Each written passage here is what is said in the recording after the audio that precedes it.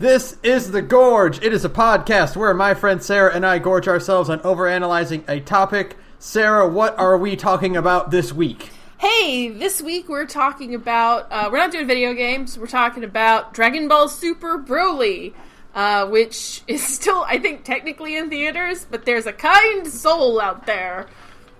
You know, no, actually, I'm just saying, we as a podcast do not endorse pirating your anime, but... Please support the official release. Oh yeah, please support the official release. But... Anyway, through various means, the two of us have seen the movie Broly. We saw the movie Broly. It's wild. I was gonna go see the movie in theaters, and then I checked it, and then I went to the theater, and it wasn't there anymore. And I was like, this is a problem, because I am recording this in a week. Shit.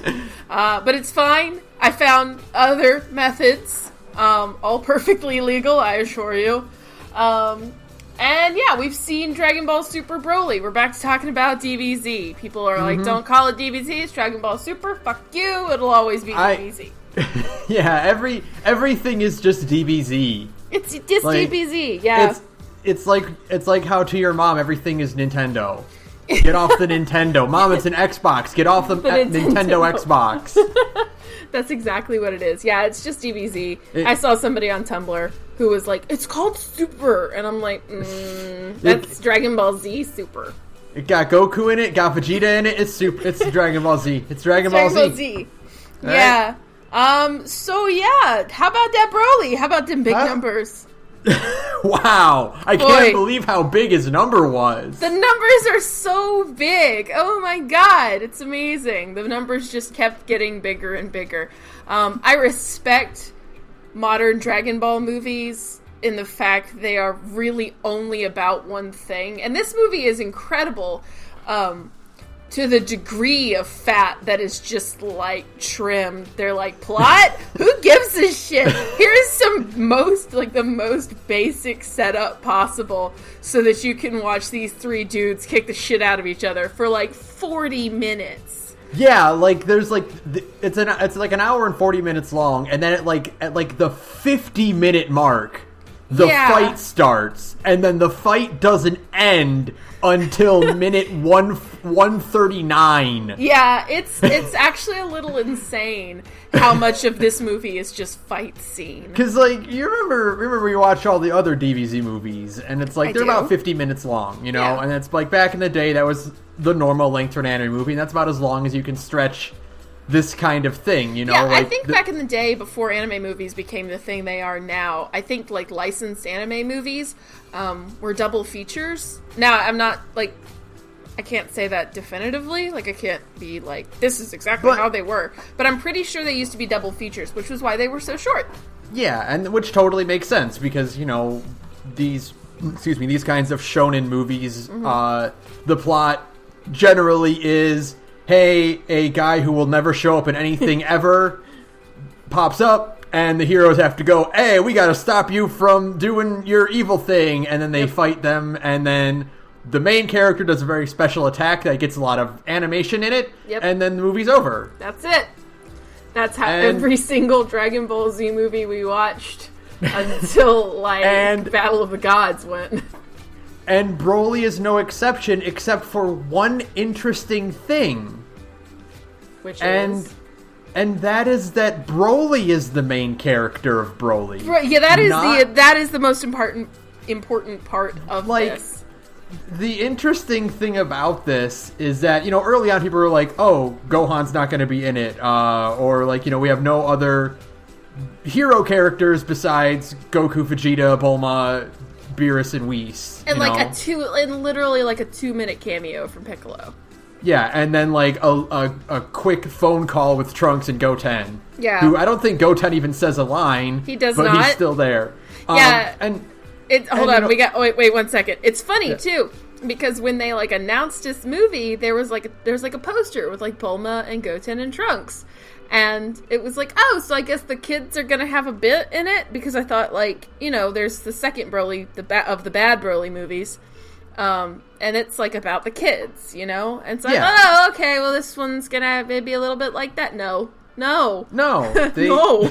Trunks calls mom, and then that's it. That's it. That's what the whole movie is. And the reason for that is because Goku isn't the main character. No, yeah, absolutely Broly is. And Broly is, boy, because when they announced this movie, like when they the first trailer comes out, and you're like, oh shit, look at that animation. It was really dope.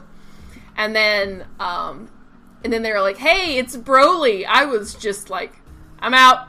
I'm done. I'm out. I was just getting back into Dragon Ball, and then they announced, like, a fucking Broly movie, and, like, the first Broly movie is so bad, I don't think I've ever been more angry at you for making me, like, partake in a piece of media in my life. I remember, I think we talked about this, but I remember when we did our first episode, like, about the movies, and I was like, yeah, we watched Broly, and I knew Broly was bad, but I didn't remember how bad until I was watching it, and I'm like, oh. Yeah. I don't remember it being this bad. It is so bad. And then the second one manages to be even worse. Yeah.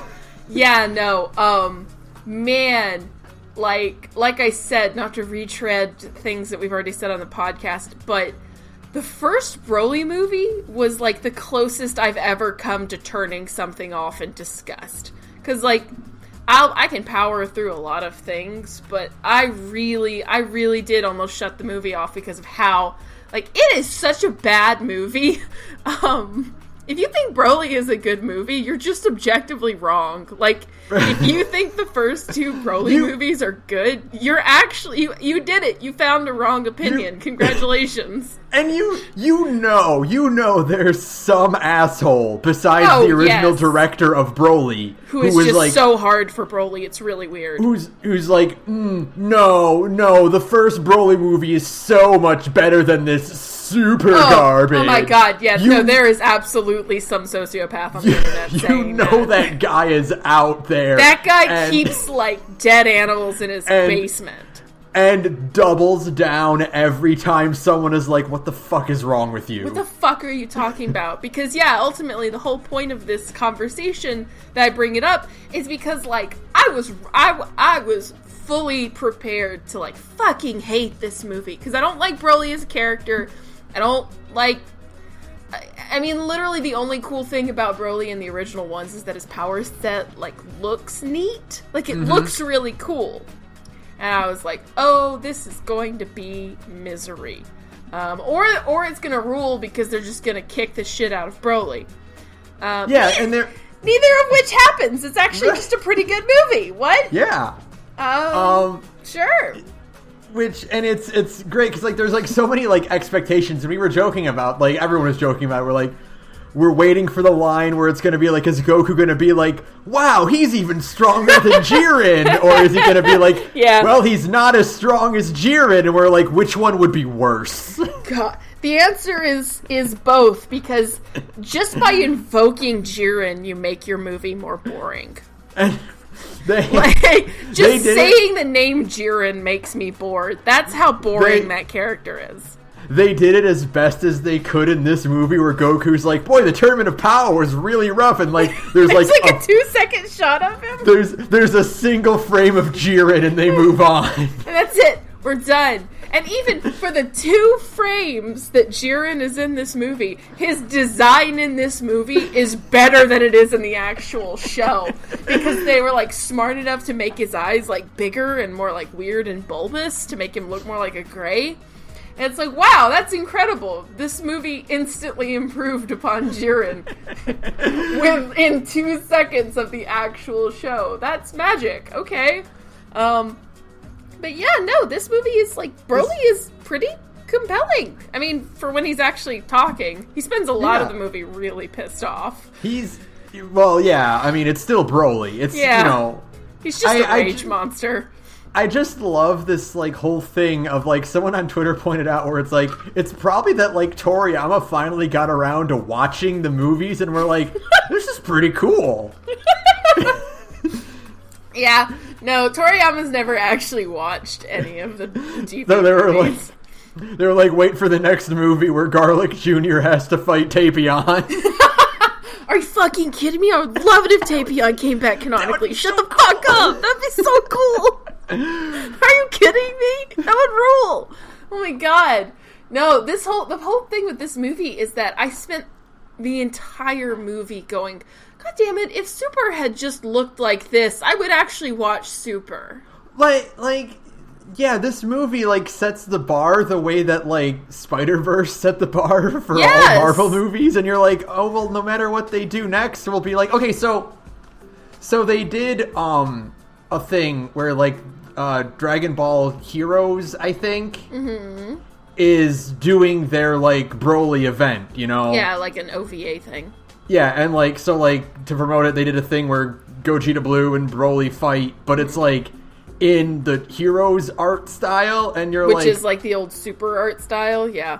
You're like, oh, this sucks really bad. This sucks really, yeah, going back is gonna be really hard. And I had a spicy take about it, but we'll hold off on that. Yeah. But, and the thing about watching this movie is that, once it actually gets to Goku and Vegeta, once you get out of the initial 10 minutes of the flashback... 25 minutes. Is it? I thought it was okay. It is 25 minutes of flashback. Yeah, it's pretty intense.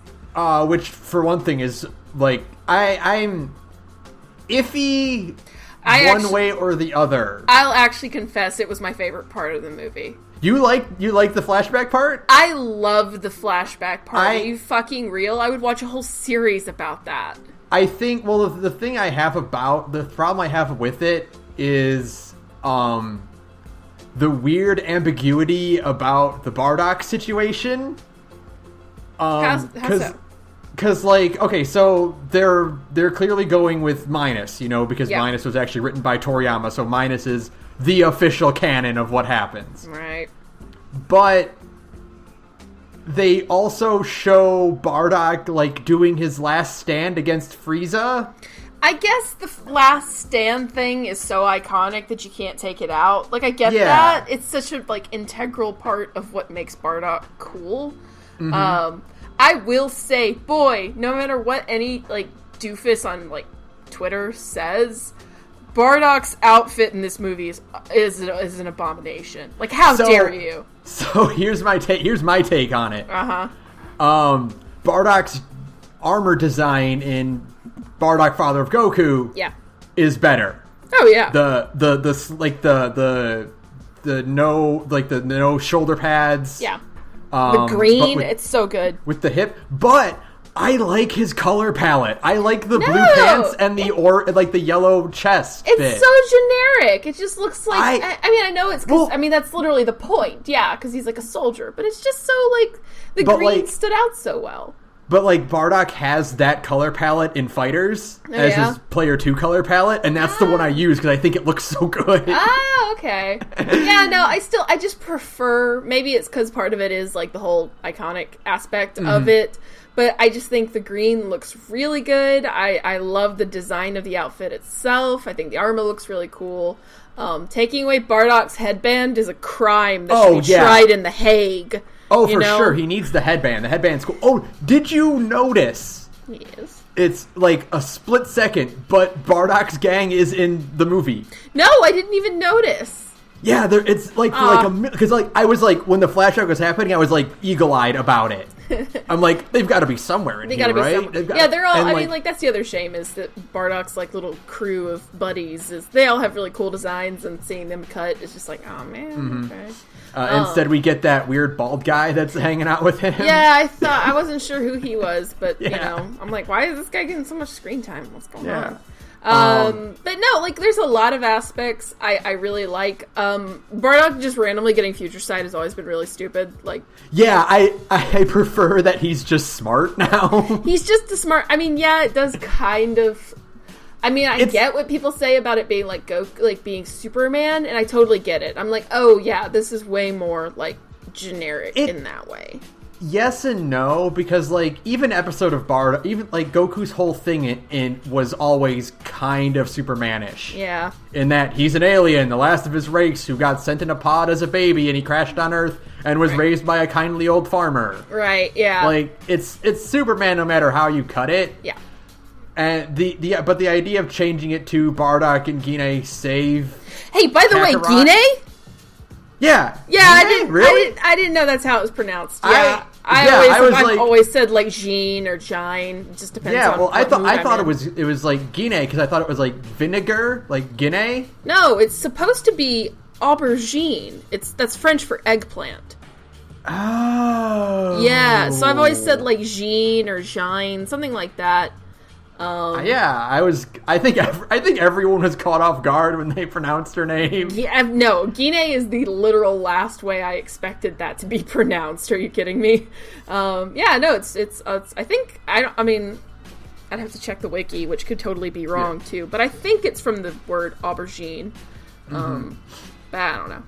Yeah, but changing it to them saving Goku is just. It's not it's just like an extra step into the Superman thing. Like, it's not really that big a deal. And they weren't doing it. They were mostly doing it as like a precaution. They weren't doing it because it's the Superman. Our planet is doomed to go, my son, and be a light into the future. It's like, hey, things might get rough. We'll pick you up if we survive. Go and kick some ass, son. Rip. So sad. Yeah. Put your wife in the damn pod, ding dong. Right? Her power level can't be that high. She can't be that high. I mean, she looks like she's made out of like kittens and cotton candy. So I did notice, like, for one thing, this movie's fucking crammed with details. Obviously. Oh my god, yeah. Did you notice that Guinea doesn't do the tail wrap? No. Because she's not trained that way. Oh, that's right. Because she's like a soft-hearted soul. She's so good. Man. She's not soldier type, so she doesn't have that need to like keep her vulnerability like hidden. Right? Yeah. And she's just so cute. Like, she is. Spare the waifu. She's so cute. Come on. She's tiny enough to fit in that pod. She would have fit in there comfortably. It would have been fine, man. Stick your wife in there, Bardock. You dip. Yeah. No. The whole. I don't know. There's something really compelling about the prequel stuff, and maybe I don't know. I don't know any of the hot takes about this movie, but there was just something really interesting and compelling going like that. I was just I would watch a whole show about this. I loved the like glimpse at like the evolution of tech too. Yeah, like when Frieza and his squad show up and they're like, "We've got new scouters," and you're like, oh shit, they used to use little like handheld like devices. Yeah, and they mentioned like scouter ships instead of like having like things on their heads and all kinds of interesting things like that. I didn't really think of like the Saiyans as a type of people to use guns, but there's that really great scene where Frieza's like, I see you have snipers trained on me, and then he murks all of them. Yeah. And I love all that. I was just like, man, this is interesting. I want this. Like the glimpse at the way the pods look, the baby pods. Yeah. Oh man, so good. That Vegeta just gets his own like whole ass chamber to himself, room because he's the prince. And King Vegeta's like, "What's this fucking mutant doing in my son's room?" And then Goku is like in a basement somewhere, like in like a literal dirt basement. The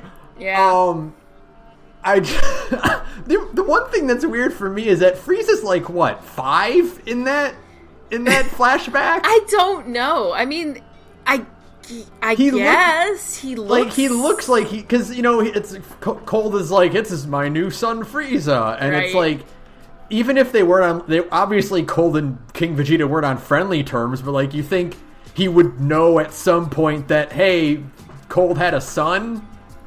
I don't know. Maybe I guess the Saiyans just don't give a shit. They're just like, this guy's our boss, and we're gonna just keep tearing our way across the universe because we're Saiyans and we suck.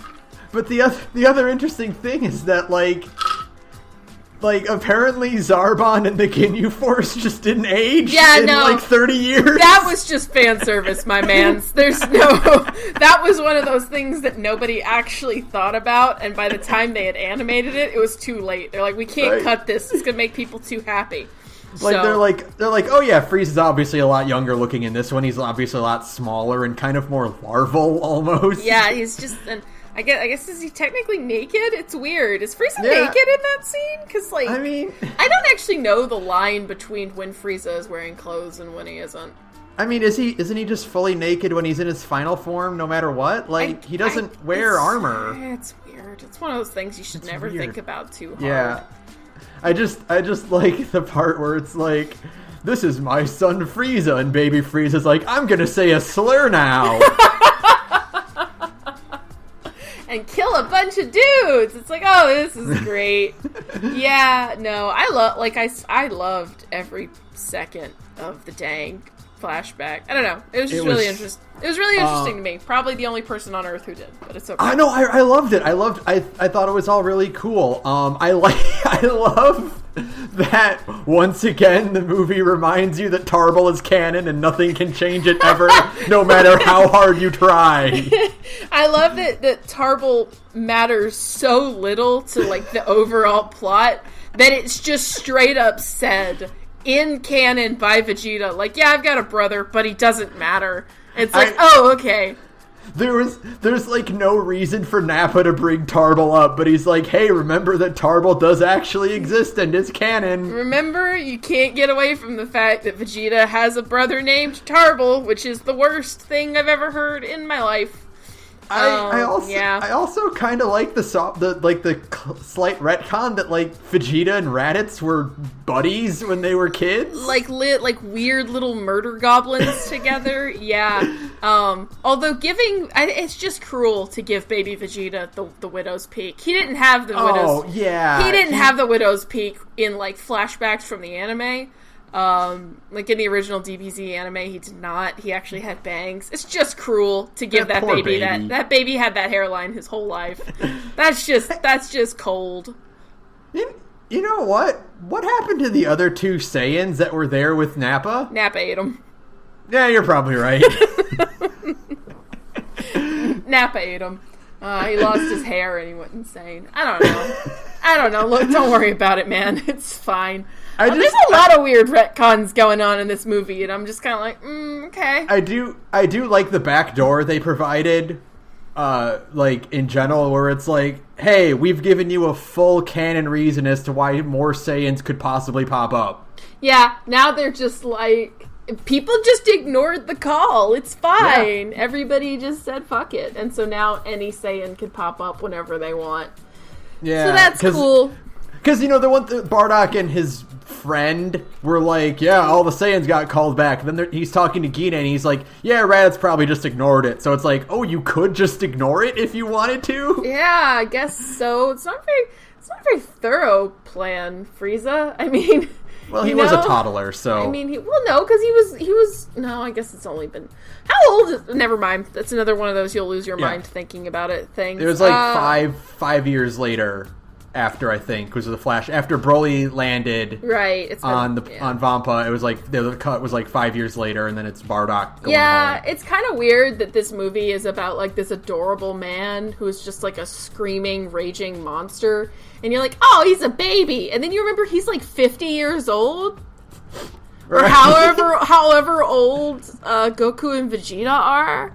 Like, he's like 40-something? He has to be, right? He's in his late 40s. It's gotta be. He's gotta be, because he's 5 years older than... Well, no, he's around their age. Vegeta's the oldest. Okay, that's right. Vegeta's the oldest, and Goku and Broly were babies when Planet Vegeta exploded. Okay, you're right. Yeah. Anyways, yeah, it's like, oh, he's adorable, and then you realize this is like a grown-ass man. But like, also like, just going back real quick, because after the flashback, when it does show Goku and Vegeta, no one stops moving ever. Oh my god, yeah. It is just, like, the animation goes insane, and no one sits still at all, and it's awesome. Great. The animation in this movie is just like, holy hell. It's just such a delight to watch at all times. Everybody is so animated. There's so much character in all of their movements. The new models themselves are fantastic. Thank you, Base Shintani. every aspect of it, the direction, it's just incredible. I mean, hopefully, God willing, we're getting a Super anime, Super 2, I guess. And, I mean, like, it would be absurd to not stick with these models. A fraction of the quality would even be appreciated. Yeah, I mean, even if it's, like, the animation quality is just kind of like, I mean, as long as they're using these style models instead with the more, like, proportionate bodies, the softer kind of appearance, the more distinct faces, which is just fantastic to actually make Goku and Vegeta look like different people, which has always been, I should probably put my phone on silent. Which has always been, like, a huge problem of the Dragon Ball shows, is that it's like, same face. I mean, like, yeah, it's a running joke, is like the same face. But there's no same face in this movie. And it's great. I mean, it's awesome. There is no same face. Everybody looks so different. Everybody has their own, like, really unique looking fighting styles now. That was the best part. The difference between watching Goku and Vegeta fight was great. Like, that is such a thing that's been so sorely missed from the series. Because, you know, after a while, the series kind of did turn into just guys punching each other, which is, I mean, fine. Is what Dragon Ball Z is about.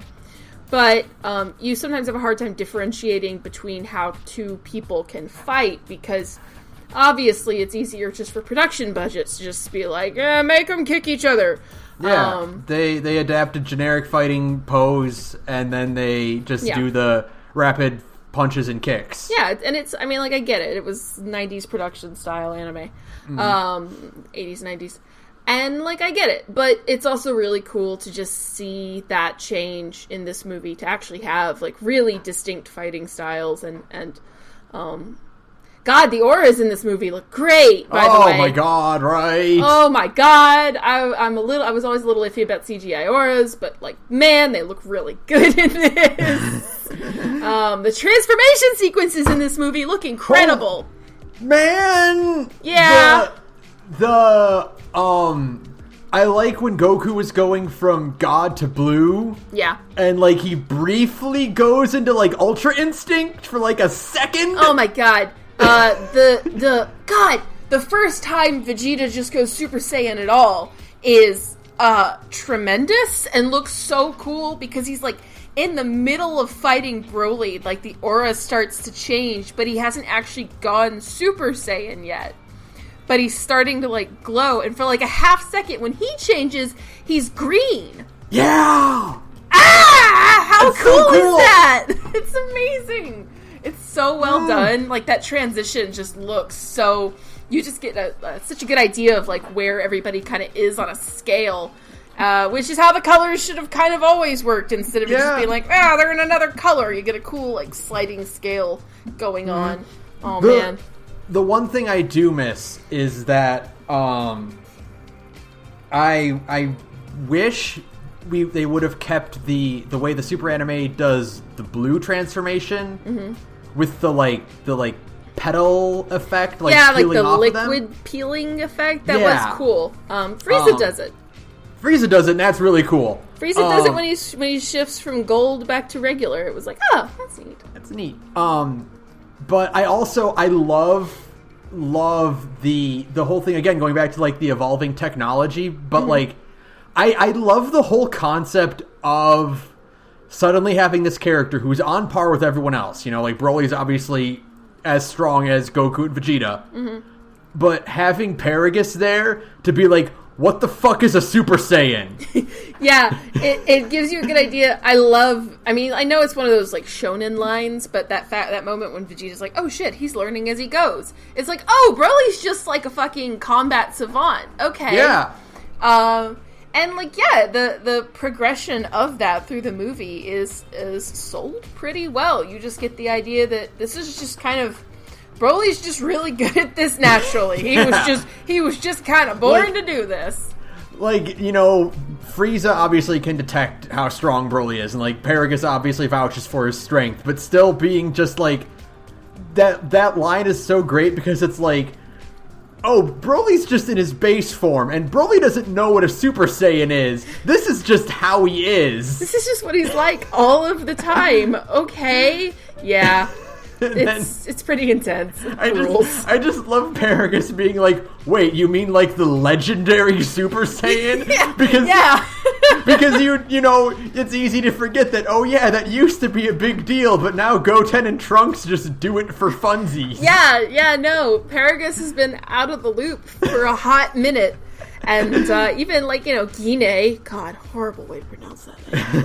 Guinea is like, that's a fucking fairy tale. Yeah. And, oh, that's right, yeah. They used to think this was a fairy tale. It didn't just used to be, like, a given. It was, like, a thing nobody ever did.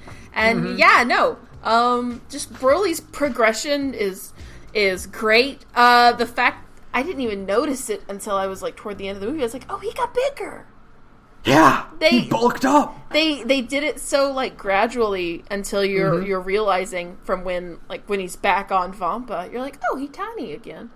Yeah, and he actually, like, the muscle growth that Broly is known for, like, actually happened, like, smoothly. Yeah. God, there's so many little things. I love that they kept...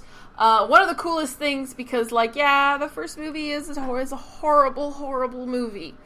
But his first time he ever goes, like, Legendary Super Saiyan, when it does the color change effect, like the inverted color kind of radius. Yeah. They kept that, and I'm so glad, because it always looks cool. Mm-hmm. They also did keep Broly's signature way of casting energy. Yeah. Like the green the solid green orbs. Yeah. Yeah, I'm glad they kept, like, the green aura. We gotta talk real fast, though, about how... I mean, like, this movie looks great when it's animated. Mm-hmm. Boy, these CGI models are still really fucking bad. So...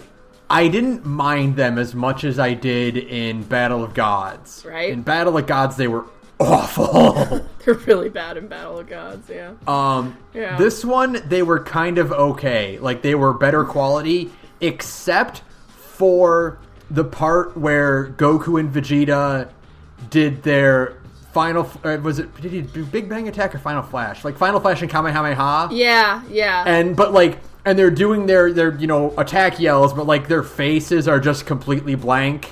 Yeah, and it's when they're back to back doing it. Yeah, it looks really bad. There's a few shots toward the end of the Broly Gogeta fight that are bad. Like, they are like, the models are so static, and they are not incorporated well I was just like, because, I mean, anytime this movie is hand animated, you're just like, yeah, this looks incredible. And that's the problem, is that the animated parts are, like, really, really good. And so the CGI models stand out really aggressively. And I don't necessarily have a problem with CGI anime, because I think Land of the Lustrous is one of the most beautiful anime ever made, and it's full CGI. But Land of the Lustrous looks really good, and those models are not. Like, They just don't have the same fluidity. They don't have the same softness. They don't flow. They just stand out really badly.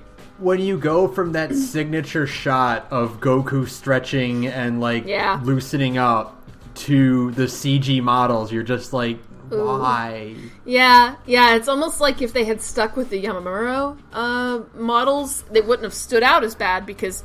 obviously, Yamamuro's style, which is, like, the old DBZ style and the style that was kind of carried through and then mutated horribly in Super, was always more static. And that's kind of why, like, even though I think the Battle of the Gods models looked worse, they weren't necessarily... they didn't stand out as bad, because, I mean, the show already kind of had an ugly style, so... It takes your brain a little bit longer to realize they switched to CG in Battle of the Gods than it does with Broly, because it's like, oh, right away I can tell this is not the art style I've been seeing. Yeah, no, the best incorporation is still Resurrection F. I mean, you know, I think the CGI usage in Resurrection F is actually pretty solid. It's just looks better.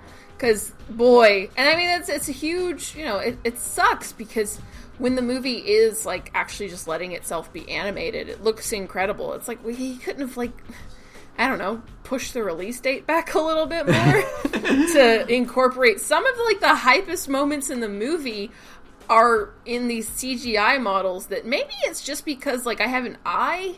I mean, because I, watch a lot of this. I'm sure, like, a kid does not even notice, which is what these movies are made for. Mm-hmm. But for me, it's like I'm watching it, and what should be, like, this really cool moment, I'm spending it going, like, boy, oof. There's only one part where I was, like, really impressed with the CG, and that is when the characters aren't even in the shot. And it's just this, it's this zoom out, and I don't know if it's like it stuck out to me a lot, but they're fighting, and the camera zooms out, and it's just showing all of the ice like shattering around them. Oh yeah, I know what you're talking about. And it looks very Final Fantasy. Yeah, I totally know what you're talking about. Yeah, looks so good. That part was like amazing. Yeah, and like that would be fine. Like if it was. Because Battle of the Gods did it too, where it was Goku and Beerus fighting in the city, and the city background was all CG, but they were still hand-animated characters. Yeah. And I was like, that's really good. Yeah, look, that did not look bad. Mm-hmm. But like, so if they did that with Broly, that would have been great. Yeah. But instead we got the models, which... Yeah. It's like they did so many like cool things that I've never seen in Dragon Ball. Yeah, no, that's the thing, is that they do so many cool, just like really just interesting looking techniques and stuff. How about a fucking first person battle with Goku? Oh my god, yes, so cool. Oh my god, was the coolest. So cool. Yeah, I guess it really does also reinforce Broly as the protagonist too, because like you're in his shoes while fighting like this really strong dude. God, one of my favorite I think one of the best shots in the movie is like a really subtle shot, or it's not subtle, I mean it's right there in your face, but it's a really short shot of Gogeta when he's like dodging a beam, and he's like right on the edge of it, and he's kind of like hugging the edge of it, and he looks like he's surfing along it, and that shot is so beautiful. Because it looks so natural, and it really does have that great quality of looking like somebody is surfing on the edge of like a beam of sunlight. And you're like, so good. So good. So good. I love that Broly and Goku both do it, where they just hold energy in their hand. Yeah. And use that for their punch. Like, that's good. The part where Broly, like, won't let Goku get a shot off, and so he actually clamps his hands around on it so that Goku's own energy, like, explodes on him. Yeah. That was a really good one. There are just so many good shots in this movie. I think what makes the Goku CGI stand out so poorly, too, or so strongly, I guess I should say, is the entire Broly Vegeta fight is incredible. Right, yeah. It is, and if there is CGI in there, I didn't see it. I could not notice it at all, because every single shot is just amazing. It's... Oh my god. They do such a great job, especially with Vegeta, I think. In his fight in his like initial fight, like pre-Super Saiyan, pre-Red and all that, like just that brawl, they do such a good job of emphasizing like Vegeta's muscular structure, like, and how he actually feels strong, Like, and that's something you don't really get a lot in Super or like even late Dragon Ball Z, where these guys are fucking ripped, but they don't have that weight to them, Absolutely. And you get these things where like even the punches that Broly like just shakes off, like they still have that strong impact. Yeah, no, they have such a good like it's all Eye Patch Wolf talked about it when he was talking about the Dragon Ball Z manga, about like how Toriyama kind of works panels to build anticipation and then release that anticipation. This movie does a really good job of that in animated form, of just kind of holding for just a second long enough so that when the actual the actual hit occurs, you feel it stronger. There's a lot of that going on in this movie, and the best parts of it are in the Vegeta fight.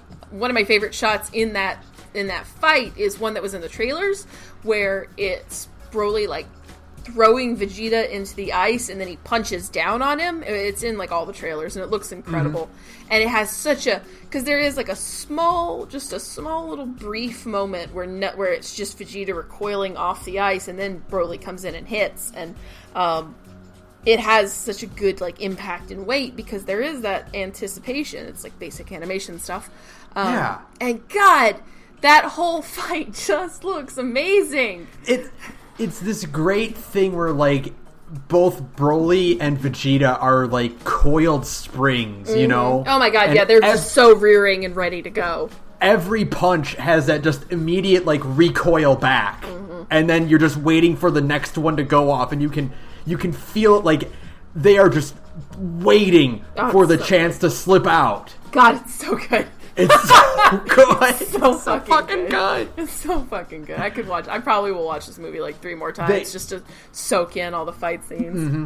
They do such an amazing job of like also showing the differences in transformations. Yeah. Like when both Goku and Vegeta go red. Yeah. And they both get so much, like, calmer, so much more precise. They slim down. I guess the slimming down effect, I'm getting it now, is supposed to represent, like, looking younger. Because they're, like, it's like the god form, and obviously gods are, like, ageless. So the idea is you look younger. It's like why their eyes get bigger and like more rounded. And it does give the effect of them looking younger in the middle of a fight. It's really cool. I still don't like Vegeta Red. It's not I don't like the color. I don't like the color. Mm-hmm. I like the way Vegeta slims down. I hate the way Goku does. Yeah, I feel that. He looks so scrawny. It looks weird. He looks... It's weird because, like, a lot of people do like early, like, late Dragon Ball, early Z Goku. Mm-hmm. I like that too, but I don't like this Goku at this age looking like that, you know? The thing about, like, late Dragon Ball, early Z Goku is that he's not skinny. He kind of has, they have, like, a very rounded, kind of cloudish quality to the muscles that almost makes them, I mean, obviously they're muscles, but it gives them a sense of almost, like, pudginess. Yeah. That kind of, it grounds them. And the slimming version, the version of Goku in Red is just slim. He just looks skinny. He looks malnourished. Yeah, it's just not the same. It doesn't. Yeah, it's the difference between GT Goku and early Dragon Ball Goku, where it's like GT Goku just looks bad. It just looks weird. Yeah. Look really weird. But what I did love is that whole bit where Goku uses Master Roshi's technique to pin Broly down. Yes! And hold him in place and try to just, like talk him down for a bit. Oh my god, it's so good! I love that whole sequence. Yeah, and then when Broly, like, overpowers it and, like, it affects his aura with the green. Oh, man. So cool. So cool. That part where it's very clearly a mistranslation... But that part where it's Goku or it's Broly fucking Hulk versus Loki and Goku.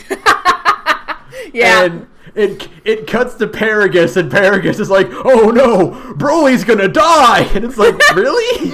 Are you sure? He's winning. He's doing really well. He's clearly winning right now. My dude is really coming out on top pretty hardcore. Yeah, and it's pretty clearly like a mistranslation of like, oh no, Broly's gonna kill us all or something. God, I took notes while I was watching it. Speaking of Paragus, just to get this out of the way, boy, the way Frieza murks Paragus out of nowhere is incredible. Dude, I love that for one thing. Mm-hmm. Frieza. The whole Goku thing is so fucking personal for Frieza. Yeah. That this man has genocided planets. This man has committed, like, has a body count in the galaxies, right? Mm-hmm. But this one fucking bald guy, this one tiny ass little bald guy, Oh, he remembers that one with absolute clarity. Yeah. That's how personal it is with Goku. Yeah. Oh, man. That he's like, hey, this worked last time. Yeah. Yeah, and you know what? It worked this time, yeah. And he just does it. So, two things about that. One is that it's just like, boop, dead. Yep. And then two is the fact that Paragus does not get to come back from the dead, which is great because Paragus still sucks. Fuck that guy. I'm just like, yes. Oh, again, speaking of details, that the bit, speaking of Paragus being a dickbag as well. Oh, yeah. When he first reveals the device. Yeah. And Broly, like, backs away in fear behind him. Yeah, and he's, like, already trying to pull the thing off before Paragus even shocks him with it. Oh, man. Oh. God. That's such a good little detail. That, that, again, was completely absent from the original Broly movie. Yeah. Yeah, it sells so much the idea that this is a thing that Broly, like, hates. Like, he hates it. He does not know. It also shows, like, the difference between Broly's in terms of, like, personality and like, the overall, fact that this like, Broly mood. has a personality. Oh, yeah, this Broly is not just a big number. This Broly actually has, like, a character and, like, feelings. Yeah, and is actually, like, a sympathetic guy, even when he's kicking the living shit out of everybody. Which is nice. Plus the fact that Broly never kicks the shit out of anybody who doesn't deserve it, you know? Right? Like, Broly doesn't randomly start attacking, like, Chilai and them. Like, it's just, I mean, you know, Goku and Vegeta, they just start. I mean, they you know, they're there to fight. Like, they're there to fight. And then, you know, Frieza is a huge bastard who deserves it every single time. Like, this is, like, the Goku and Vegeta thing is, like, it's a gentleman's duel. Like, they are here to have fun. Yeah, they're here to have a good time. I did like when Goku was, like, early on, he's like, hey, we're all Saiyans here, let's try to get along. Let's be friends. No, buddy. Absolutely the fuck not. I love... oh, go ahead. I just love that, again, like, the whole just the difference in, like, experience between Paragus and Goku and Vegeta, where Paragus is like, I'm here to get revenge on what your father did, and Vegeta's like, I don't care. Who are you? Who are you? Like, I don't even know who you are. I don't care. Man, you've really missed the boat on this one, haven't you? Like, my dude, it's been a while. I'm way over that one. Yeah. Yeah, I'm married. Vegeta is the best part of this movie, except for Broly. Every single line that comes out of Vegeta's mouth is solid gold, and continues to prove that he is best boy in the franchise. Because I love the bit at the beginning of the movie where he just straight up calls Goku, like, a huge dumbass. Is probably one of the funniest lines in anything. Now, all right, now hold on. I'm going to put on my Goku Defender t-shirt. All right. Okay. I'm going to put that on here. Okay. One thing. Yes, Vegeta's right. Goku shouldn't have brought Frieza back. Yeah! At the end of the movie, there's a huge sequence where Frieza is, like, raining havoc on a bunch of poor, innocent people, and it's like, thanks, Goku.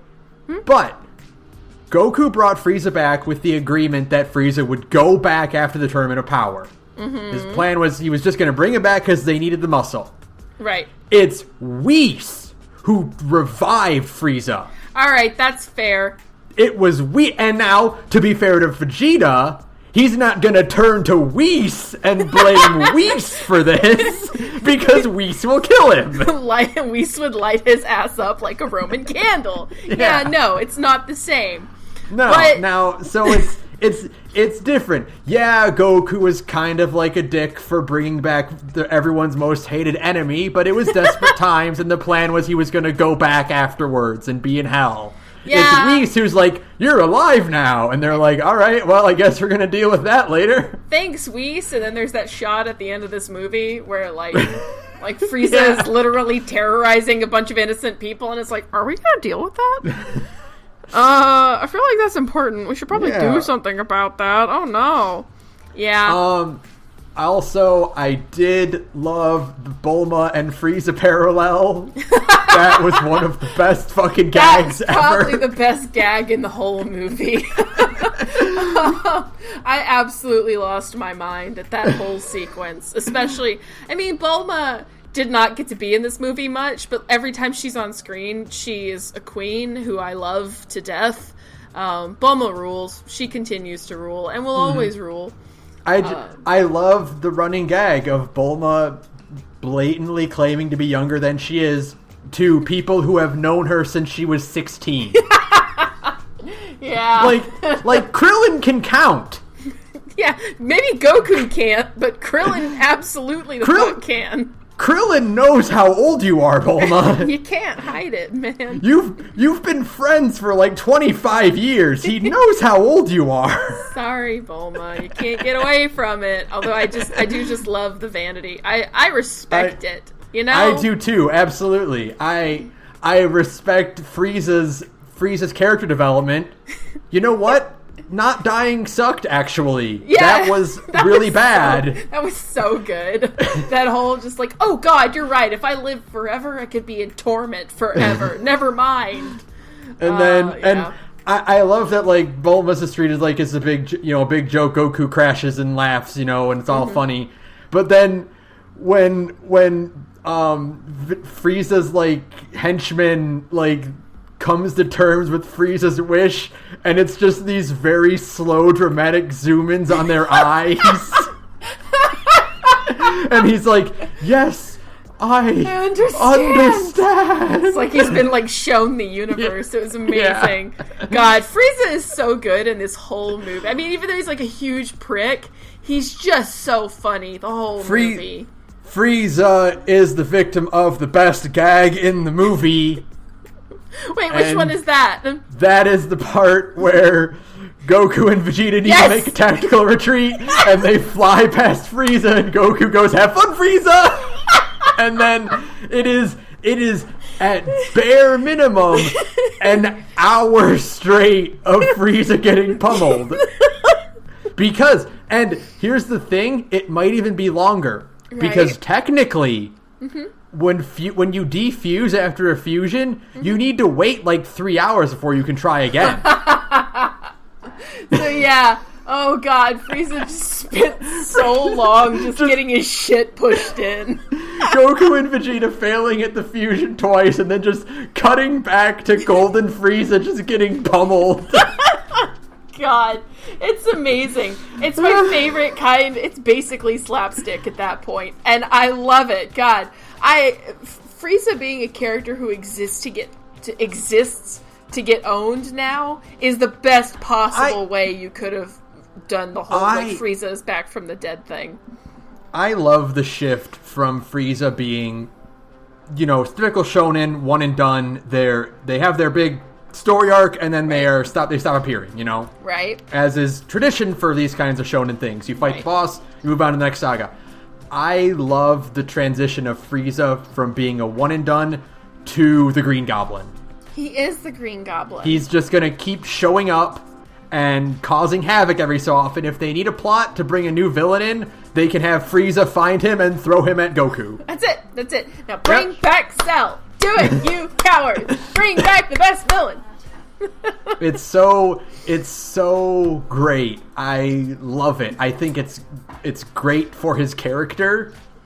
It's kind of shilling, but it's shilling in a good way. Yeah, it's fine. Although speaking of the several hours in which Frieza gets owned, one of the best like subtle gags is when they instant transition to where Piccolo is, and they just kind of like bail the landing, and you hear Vegeta go, "Perfect landing." I like specifically put that in my notes because it was so funny. Oh, that's so good. He's so good the whole movie. Like, at the part where he's like, "I think I'd rather have Broly kill me than do this dance," is amazing. It's so good because, like, it kind of does mirror like his meltdown in the actual like original Broly movie. His bitch fit. His bitch fit. It's 100%. Except it's played for comedy in the best way, where it's still just Vegeta being like, "No, I'm not doing your stupid fucking dance." He's like, he's like, "Oh yeah, you mean that thing our kids do?" Wait, no! That's for children! Yeah, it's really good. Gogeta rules, but Fusion Reborn Gogeta is still hotter. I did love that again, Toriyama obviously watched these movies and was like, that's cool, because Gogeta does the sparkly attack.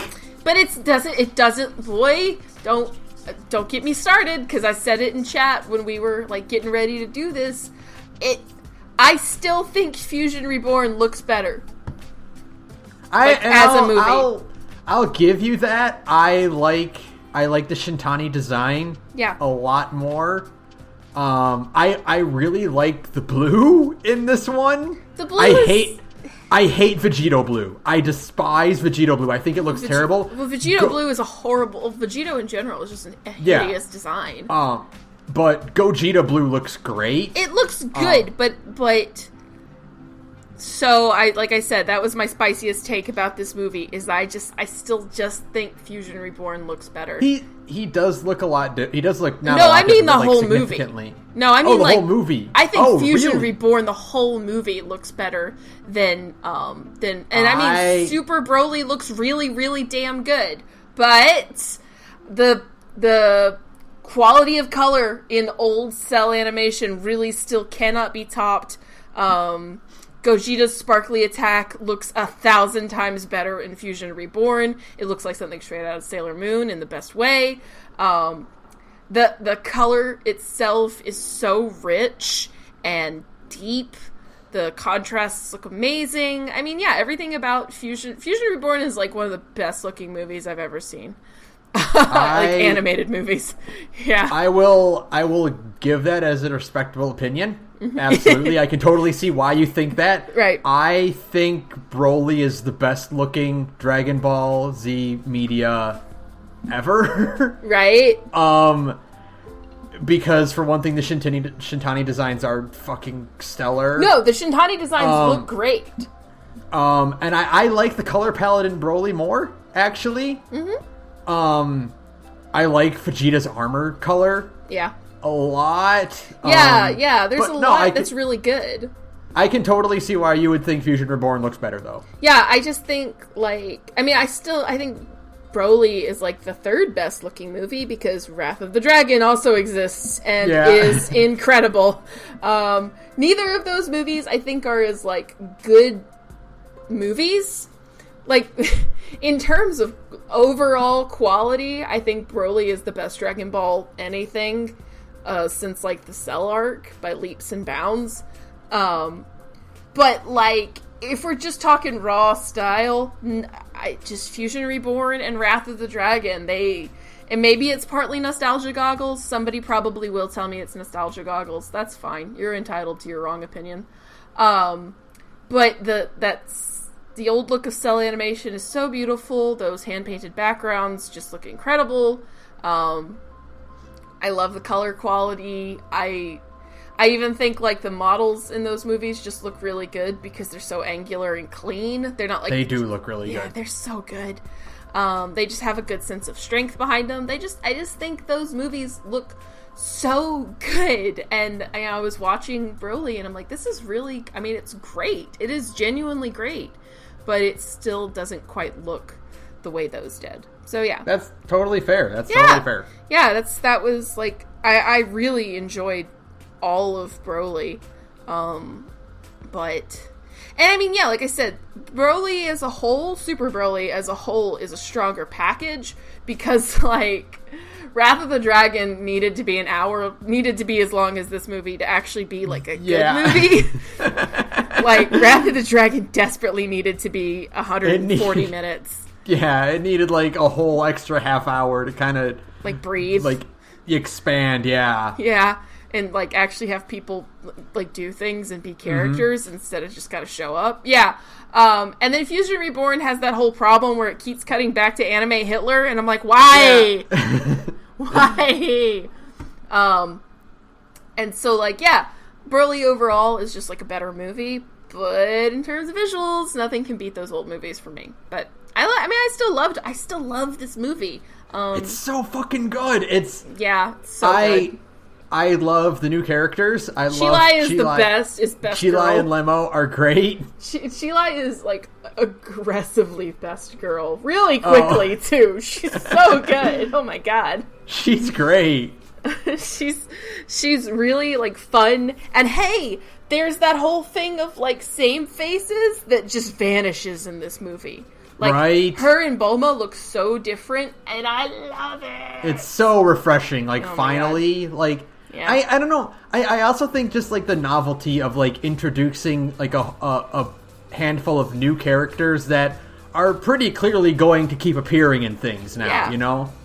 Yeah. Like, you don't get a lot of that. Like, you don't get a lot of like new side characters in stuff like Dragon Ball. Like Hit and Jiren are obviously going to. Hit at least will probably keep appearing, right? Because he's popular. Nobody cares about Jiren. Yeah, and like maybe some of the other Universe 6 Saiyans, like Cabba probably, but like you don't get a lot of like hangers on like Chilai and Lemo that are like, oh, these are cool characters that I want to see more of. Yeah, I'm really looking forward to Chilai, Lemo, and Broly just kind of like gallivanting across the universe and just showing up randomly. I'm excited for the next big anime arc. Yeah. Where Goku pops in and he's like, hey, borrow Broly, and then he pops back out. Goodbye! Yeah. I can't wait. We need to point Broly at something. Just need to be like, go beat it up. Broly is just the Hulk. I mean, we need to come to terms with the fact that Broly is, if Goku is Superman, then Broly is the Hulk. He even wears purple pants now. He even wears purple pants, and he's aggressively green. I'm sorry, y'all. Broly's just the Hulk. Hey, did you feel bad for Beats after all?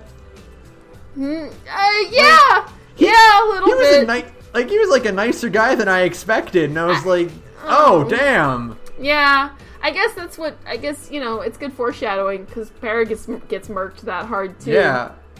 It's like, but it's man. Beats just kind of got shanghaied, and he's like, yeah, I'll help you find your kid. And then he's like, all right. Yeah! It's a good way to show that Paragus is a huge piece of shit who deserves to die, and definitely is never coming back, thank God. Yep, never. Not even Broly didn't even seem to care after he calmed down. After he had his rage moment, he's like, wait a minute. My dad was an asshole! Yeah, that was good. All of Broly is just really good, and it's like really weird to say that because of the other three Brolys. Because of all the other Brolys.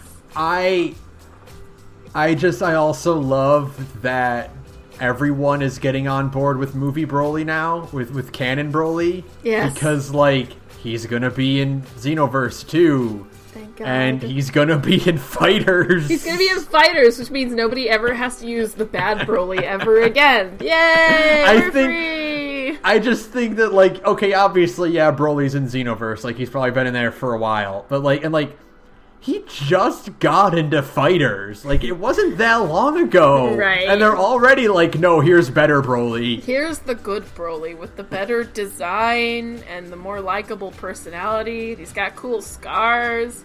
Broly's awesome. Broly's great. He's a good kid. I also like that the fact that Gogeta Blue used the sparkly attack from Fusion Reborn. Yes. Is a good sign. He'll have that ability in Fighters. Oh, I know. I hope it's as sparkly as it is in Fusion Reborn, because the sparkle was not enough in this movie. Own your roots, y'all. You came out at the same time as Sailor Moon. Embrace the fact that you basically had a sparkly-ass magical girl attack in your Dragon Ball movie. Just do it. Don't be ashamed of the sparkle. The sparkle won't make you gay. It's really cool looking, I promise. Now, I gotta ask, what did you think of the part where they went to Gurren Lagann? I had no idea what the fuck was going on. I didn't know what they were, what was that supposed to represent something? Was it just that they're just moving so fast? But, even Gogeta seemed kind of confused. Yeah. I thought, at first, oh, they're just moving really fast, and this is a way to represent the fact that they're kind of, fighting at, a molecular level, because when you move that fast, it doesn't even register as being on this plane. I thought, are they fighting in the middle of instant transmission or something? No. Yeah, their power and speed is so great that, this represents, this is what they're outside, like, because you always get the thing where it's Gohan's like they're invisible, and Piccolo's like, no, they're just moving very fast. Like that's what that looks like from their perspective. It's just this blur of Technicolor. But no, Gogeta was confused. Yeah, and so like. What?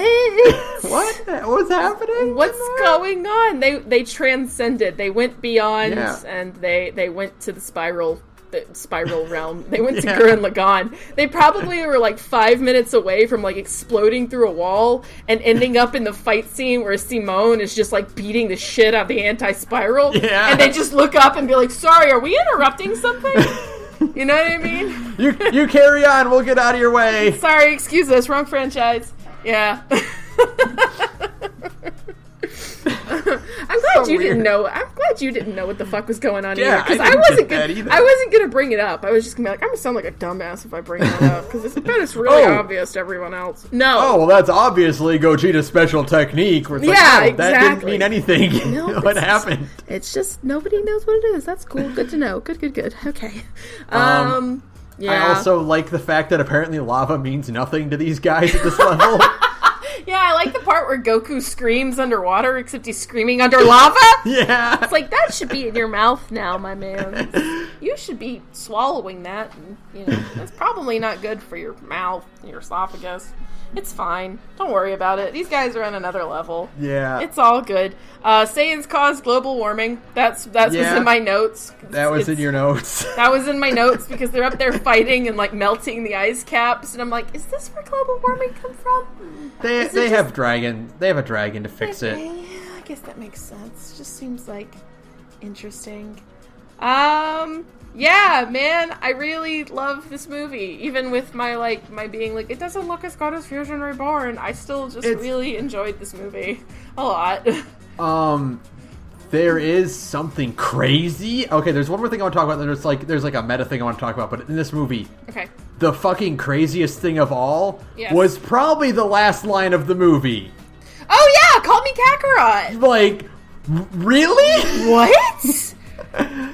We talked a lot about how, like, Goku has no character development anymore. Like, he's hit his peak, right? Yeah. I guess fuck us. Call me Kakarot. Like, alright. Okay, is it, like, your super secret, like... Is it your Saiyan nickname? Is it, like, the name you let other Saiyans call you? Is it just because it's, like, Vegeta's pet name for you? He's, like, finally, like, truly embracing his Saiyan heritage now. I think... Like, now that he has, like, another Saiyan besides Vegeta to talk to. Right. Although, I mean, it's not like Broly does a lot of talking. Broly has, like, 4 lines in this whole movie. I think Broly's script was, like, a single page. And then the rest of it was just going... Yeah. It is funny, considering Broly 2, that at no point does Broly ever say the word Kakarot. Yeah, that's true. That's character development right there. He's moved on, and then he gets to call him Kakarot anyways. Weird. It was... Oh, I forgot about something. Oh. How about the fucking, like, battle chants in the background music? What did you think of that? It was special. I kind of hated it. Maybe it's just that I'm not a 12-year-old boy anymore. I'm sure there were boys in that theater who were like, yeah, go, Broly, go! I thought it was dumb as hell. Yeah. Except for one instance, which is where the background battle chant yelled Kamehameha for Goku. That was pretty cool. I'll give him that. But the rest of the time, I'm just like, is this necessary? I mean, I know who these characters... Go! Yeah. It's like, so fucking good.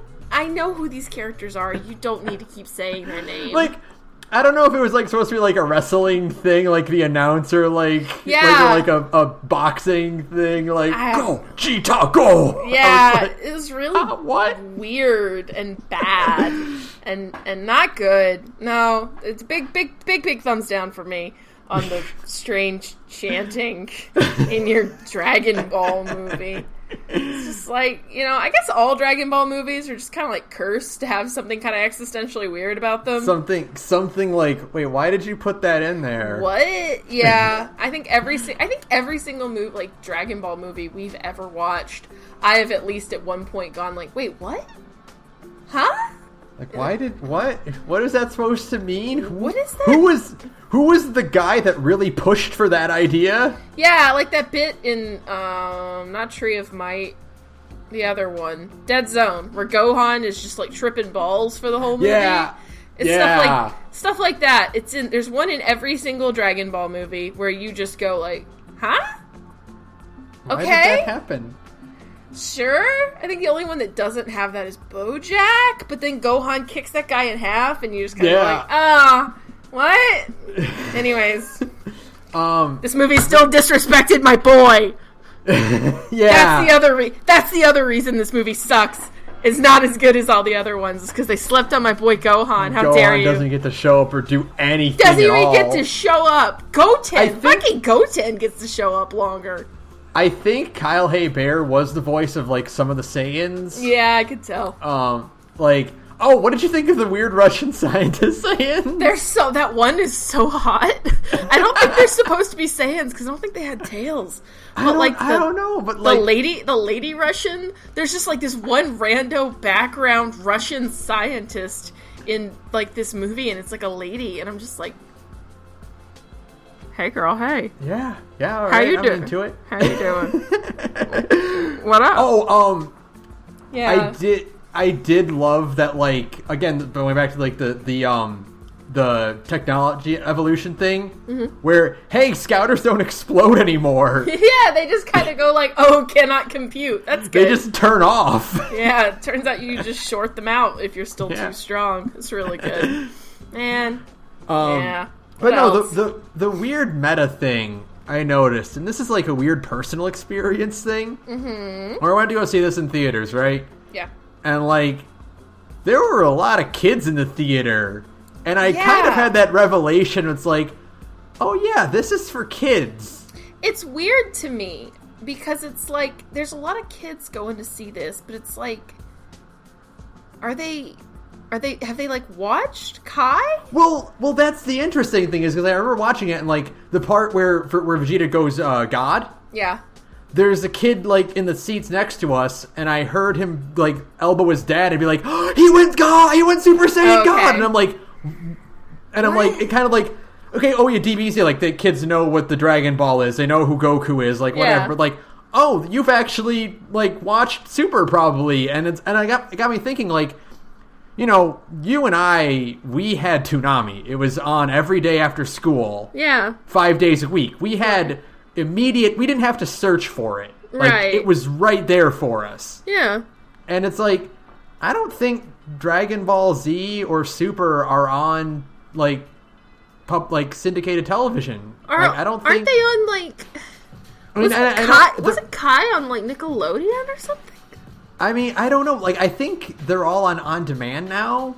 And I know Funimation does, like a lot of, like, you can stream a lot of episodes of Super. I swore Super was on Adult Swim, but Super's on Toonami. Yeah, Super's on Toonami, but, like, that's, like, late at night on Saturdays, you know? Yeah, it's and, like, weird. Little kids probably still don't get to stay up to watch it. Right, so, like, I guess it's because of streaming services these days.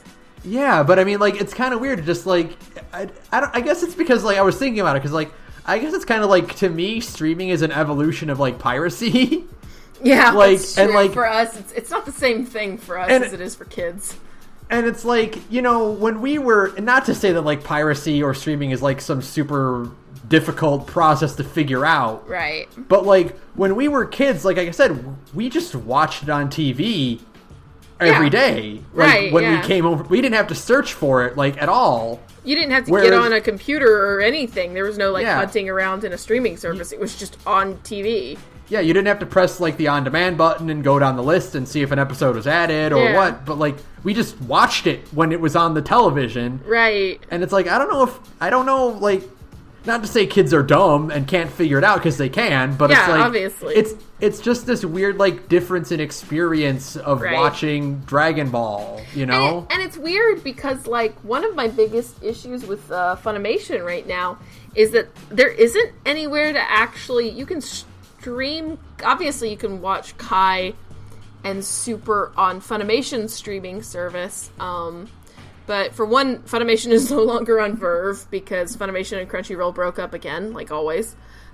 They're very on-again, off-again relationship. Yeah. And two, you can't... There's, like, no way to just watch this on Prime, which is where a lot of kids are watching, like, ongoing shows like that. It's really expensive if you want to watch the non-Kai version of DBZ on Prime. Right, yeah. So, I don't know, maybe it's all, like, easily available on Funimation's own personal streaming service? I don't know. But it just doesn't seem like there's a very easy, intuitive way to actually watch Dragon Ball right now. I guess there's DVDs and Blu-rays, but, like, you know, those are all varying. Those are all varying quality, and yeah, it's like if you're a kid, if you're like, you know, these kids were like 8, 9, 10, you know, they're not buying those. Their parents are like, no, I'm not buying you another Dragon Ball DVD. Yeah. We already have one, you know. Yeah, I don't know. It's like I said, it's like clearly these kids know what the show is. They're not just watching because they know Goku from, you know, like occasionally seeing a clip of it somewhere. Like, they know the terms, they know who these characters are, and I'm like, I don't know, like, I want to know, like, how the kids are watching it these days. Yeah, the way we used to. That is the good question, is, like, where are kids getting their Dragon Ball content, I guess? I don't know. That's a good question. It's something to think about. It was also hilarious because, like, this is a kids movie, right? And what kind of trailers do you expect to see that? Well, it's like, here is fluffy, round-shaped, soft CG, 3D, you know, CG animated movie about imagination and stuff, and here is a trailer to the King Arthur movie, and here's the next whatever. Yeah, and that's a pretty good indicator of how American media just thinks kids are stupid. Yeah. And then 10 minutes in, it's, oh, here's an alien sniping people. Yeah, and like full on hardcore genocide. Yeah, and like there's that shot of, like, you know, you see Gine, like, you know, she's about to be like obliterated. So the main character's mom, you get a shot of her right before she dies. Yeah. It just kind of speaks to this idea, like I just said, that American media does truly, for the most part, just think kids are bone stupid, and they're not. Mm-hmm. Like, we've seen, like, people really latch on to Spider-Verse, which is an animated property that doesn't treat its young audience like they are brain dead. Like, that's a big problem that American media still just cannot get away from, no matter how hard, you know, like Steven Universe, even if it does well, they just still keep thinking, like, well, kids are dumb. And we're going to keep feeding them really dumbed down content. I'm not saying Dragon Ball is anything genius. Yeah. But Dragon Ball's not fucking Dickens over here, let's be real. But it has a sense of complexity to it. Yeah. And, like, even the Broly movie is pretty complex compared to, like, a lot of these other movies or like these other properties that they think kids might, you know. Yeah, it's weird. Like, on that level of intelligence. Like, Broly does get a fairly bit complex in its storytelling and everything. Yeah, it is kind of a movie about, like, the trauma inflicted on you by your shitty parents, you know? Like, all of Broly's hang-ups come from the fact that his dad treated him like a weapon for his entire life, and Broly doesn't know how to think of himself in literally any other context. And it's like, that's, you know, I mean, like, it's a simplified story, but it's a complex idea that you don't have to act the way your parents tell you. Like, that's pretty good. Yeah. You know, it's like, I don't know. It's a good movie. It's a good movie. It's like, I wish more American companies would dare to make, like, animated stuff that has that degree of complexity, even if it's just simplified complexity, if that makes any sense. Yeah. it's like Broly's been really successful. It's sold insanely well. It's like the third highest box office for an anime movie ever, behind like Pokemon, which it will never top because that era is over. And like I think Spirited Away or something like that. There's like one other movie above Broly, and like that's it. And Broly had like a real deal for reals like release. It was in theaters. It was not like a one night only thing. It was like that was the thing that blew me away when I'm like looking for looking for dates like showtimes. I'm like, oh, it keeps. It's not like a Fathom event weekend or Thursday night. In select theaters. Like, oh, it's just got a real ass regular fucking release alongside like all these other movies, like normal movies. Broly was in theaters for like a month and a half, something like that. You could literally go on a Tuesday night and go watch a Dragon Ball Z movie and just kind of chill out. It's like, that's weird. What a strange time to be alive. Yeah. We're just kind of getting anime movies. Like I said, like, this would not have happened when we were kids. Yeah, no. You think they were gonna fucking put Bio Broly in theaters? Like, get real. They should have put Bio Broly in theaters. Bio Broly fucking rules. I'll fight anybody about that one. Every time I drop that hot take on people on the internet, they're like, "What?" I'm like, "You heard me. Bio Broly is a good movie." The best Broly movie besides this one. Yeah, it's crazy. Bio Broly is not a bad movie, and I'll fight anybody who says otherwise. So, yeah, Broly's a good movie.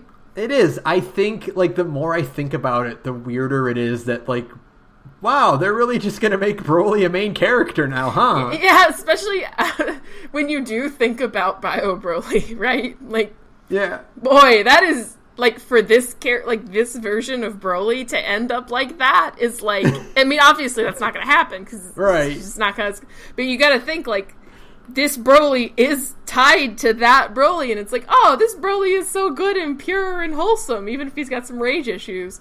And it's like, oh no, he turns into a horrible goo monster. Oh no! Yeah, it's really interesting. Yeah. I'm just like... It's so weird how, like, aggressively non-canon the movies just became, you know what I mean? Right? Like, it's staggering how fixed Broly is now. Yeah, because, like, the thing is... Oh, go ahead.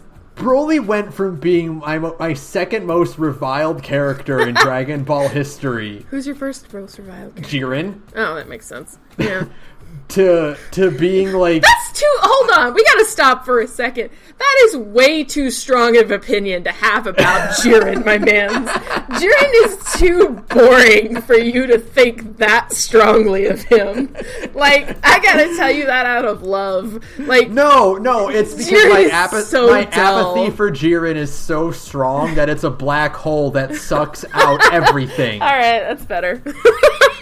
Like, I hate movie Broly. Yeah, oh yeah. But, like, I nothing Jiren so hard that it goes to a negative number. Yeah, you divide by 0 and break the universe with how hard you nothing Jiren. Jiren is so dull that it actually does kind of spoil Ultra Instinct. You know what I mean? Right, yeah. Because it's like, you're like, that is really hype, but Jiren is so boring that you're like, we really got, like, the coolest looking power-up in a long time on this fucking guy. Like what a waste. Like, boy, that bit where Goku and Frieza can't maintain their super forms. That's so because cool. They're so worn out, so they have to, like, use it sparingly. Yeah. And, like, they have 17 backing them up. Boy, that'd be cool if it was any other opponent but Jiren. Any other character would make it that much more intense, but instead you have, like, this guy who is literally so dull that he is gray. He is like, he's like those neutrals from Futurama. You know what I mean? Tell my wife I said hello. That's Jiren, okay? I'm so glad they announced Videl and Training Dummy as playable characters and fighters. God, Videl is so much more interesting. How about the fact that, like, And Jiren is like the strongest guy Goku's fought in a long time. But when they announced that DLC, it was the Dell that's fucking trending like worldwide on Twitter. Right. Because like that's everybody's waifu, of course. No one cares about Jiren. No one cares about Jiren. Anyways, sorry, I got us off topic. No, but like just like the idea of like it's so weird to think of like Broly being like a main character now, because he's gonna like in the next series, like he's gonna get the Beerus and Whis treatment. Yeah, he's like, gonna show up 100%. Yeah. And I don't know. I think there's just something kind of cool about like Goku, Vegeta, and Broly. Yeah. What's interesting to me is that because Broly now exists in the capacity that he does, any other movie property is now like fair fucking game. Like I said, like bring back Tapion is what I'm saying. It's gonna be Garlic Jr. is gonna show up with Tapion. Like you do it. Bring back Tapion. Make a good version of Wrath of the Dragon. Do fucking Janemba and fucking Bojack are gonna join forces. Oh fuck, that would be so cool. Right? Like you can do anything now. You can do anything now. You can take literally any villain from the movies because Janemba and Bojack are both really cool. You could fucking use Turles. You could do what Xenoverse did. Oh my god, you could actually use Turles. Make Turles and Slug like weird evil friends. Yes, God, so many options.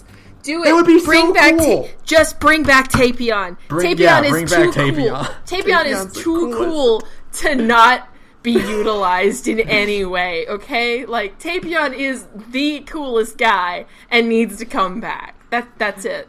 Bring back this future Trunks XP, please.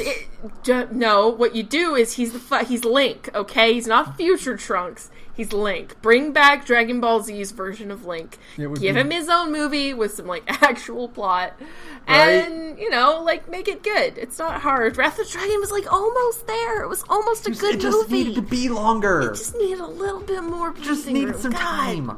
God, we were so close. We were so close to getting, like, a good original series movie. And it just, no, you can't do a lot with 50 minutes, man. No. I mean, like... When you're, you know, because, like, the earlier ones were like, yeah, Slug shows up and they fight him, or, like, Bojack shows up and they fight him, but it's like, man, you were really trying for something with Wrath of the Dragon. God. You were almost there. So you close. Almost had it. God, it was so close. And they just stumbled to the finish line. Needed an extra 30 minutes. God. It would have been great. God, the more I think about it, though, the more I'm just like, fucking Bojack would be so cool with this. Bring back Bojack. With the way they've established like space in Super now, he with like could the Galactic just be a Patrol, polar space pirate. Like with the Galactic Patrol, you could have Jocko like trying to chase him down and like. Yeah. Oh, that would be so. You know, Jocko should have been in this movie, but yeah, that's like. Jocko should have had a cameo in this movie because Jocko rules. Whatever. But like, yeah, like the doors have been kicked wide open to use all of these old villains in brand new ways, you know? Bring back Android 13. Fucking do the androids! God. Why not?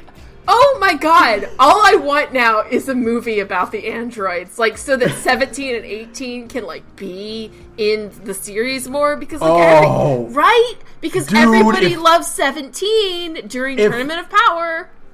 God, what a perfect opportunity to shill 17 more is to have him fight beta androids. God, that'd be so cool. Could you imagine just a movie where like 17 and 18 actually get to just be stone cold badasses for the whole runtime? That would be so dope. Shut up. God, Toei, hire us. We're geniuses. Man, you know what? Actually, they have a perfect in for Turles too. What's that? They don't even have to have him be a surviving Saiyan.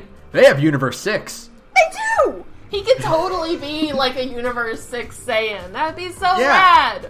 Oh man, like there is just so much potential now to use all these villains that like are design wise really cool, but were like in a bad movie, like used poorly. Yeah, like not Super 17. Actually, yeah, we need to make sure Super 17 never ever happens. But I was trying to say Super 13. We don't need that.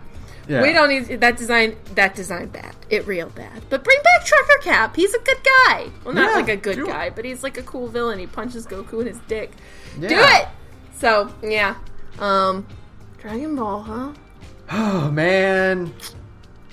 God, I'm excited for the potential of whatever anime they do next. I just wish they would hurry up and announce it and allay my fears that they're going to use the Shintani designs.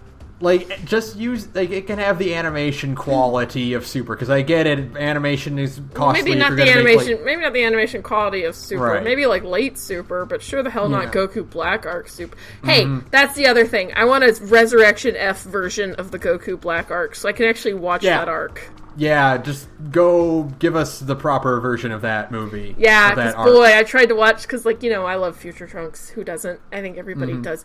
I tried to watch some of that. No, couldn't do it. Had to turn it off. It's rough to watch Super. Rough. And I know that, like, toward the end of the Goku Black arc, the animation starts getting better, and by the time Tournament of Power starts up, it actually looks pretty decent. But the beginning of that, I literally couldn't do it. It's real bad. I'm just like, no, I'm good. But you know what is kind of cool though? I kind of hope Super 2 does what the manga's doing. Which is the manga's kind of doing like its own version of GT, where Goku and Vegeta join the Galactic Patrol. Oh yeah. So they're going around planets fighting like space criminals, and like that's a pretty cool concept. I'm okay with that. Okay with that. So. Vegeta had that great moment with when they go back to New Namek. Oh yeah, and he's like, I have wronged these people, and you're like, oh, character development, my man. Yeah, he grew. You're the best character in the series still. I'm so proud of you, Vegeta. You rule. So, yeah. Hey.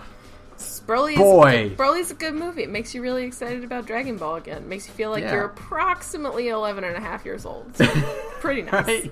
Right. I feel like the Dragon Ball Z fan I was before 17 died on my birthday. So that's cool.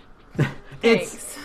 I think the best thing I can sum up, like, the way the Broly is that the Broly movie looks like what you remember Dragon Ball Z looking like. God, that is the realest thing. Yeah. Yeah. Like, that's what it looked like in your 12-year-old mind.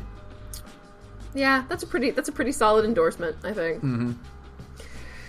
We good? All right. I think we're good. I think that'll do it for us.